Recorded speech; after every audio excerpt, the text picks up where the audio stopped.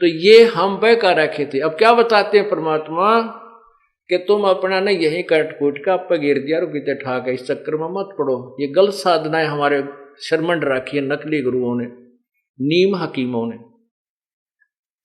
तो परमात्मा क्या कहते हैं कि कुछ बुद्धि से काम लो।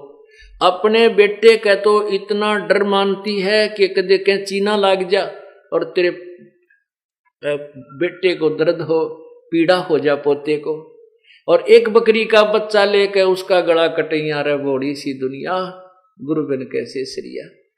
पूरे संत के बिना ये निर्णायक ज्ञान जब तक नहीं मिलेगा तेरा उद्धार नहीं हो सकता। अब अपने बच्चे की तो इतनी ममता, इतना प्यारा लागे कैंची लागण का भी डर, और एक बालक एक अमूक जो बोल भी नहीं सकता उसका प्राणी का बच्चा लेकर और माता का भेंट चढ़ा दिया है। वो माता कभी बकरे नहीं खाती। वो देव कोई नहीं है जो मांस आहार करता, वो तो राक्षस होते हैं जो मांस आहार करते हैं। वो हमारे इष्ट देव कोई भी देवता मांसाहार नहीं करते। ये हमारे को बहका रखा है उन ज्वाड़ के स्वादुओं ने, जो मर के भूत बन गए।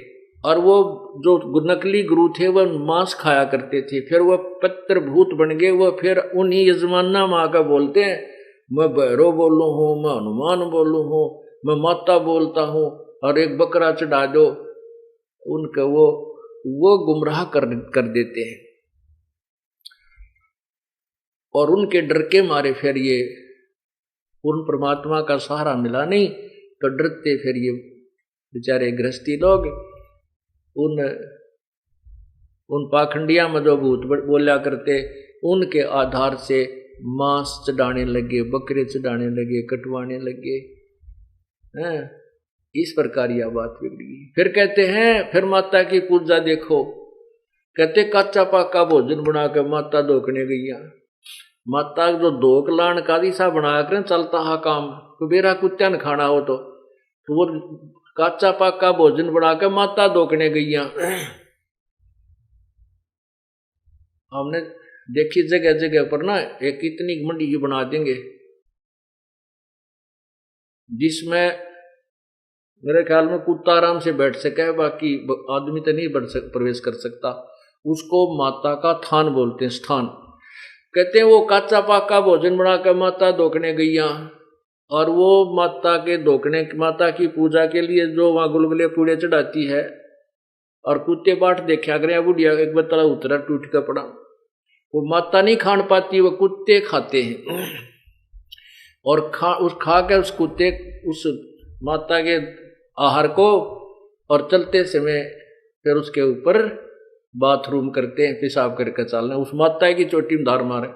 तो परमात्मा कहते हैं अगर वो शक्ति है तेरी माता में, कुत्ते की टांग क्यों ना तोड़ दी, कुत्ता क्यों ना मर गया, या मार देती इसको। नो करा बड़ी सी दुनिया, कच्चा पाका भोजन बना कर माता धोकने गई, और माता ऊपर कुत्ता मुत्ता, वो क्यों ना मर गई। तेरी घिघी बंदरी है माता के दुखी कर दे, और इस कुत्ते को ना मारती वा। फिर क्या बताते हैं कि जीवित बाप के लट्ठम लट्ठा, और मरने के बाद उसने गंगा में पहुंचाने जाता उसकी अस्थियों को। अब परमात्मा ये बताना चाहते हैं कि जब तेरे पिताजी जीवित हैं, माताजी जीवित थे, तो उनकी सेवा करनी चाहिए थी, उनको प्यार देना चाहिए था, जिसके उद्देश्य से उन्होंने पुत्र की परवरिश की थी। अब जीव है जब तो पिता गेला लट्ठम लट्ठा झगड़ा ठानता रहता है, और मरने के बाद उन आड्डा न ठा कर गंगा में गिरने जाता है। और उस गंगा में गिरने से क्यों डाल कराते हैं कि तेरे पिता की गति हो जाएगी, मोक्ष हो जाएगा। अब ध्यान से सुनना, ये मोक्ष कहां से होने लगा था, कहां मोक्ष जाकर छोड़ते हैं ये लोग हमारा, कित मोक्ष करावें। अब एक भक्त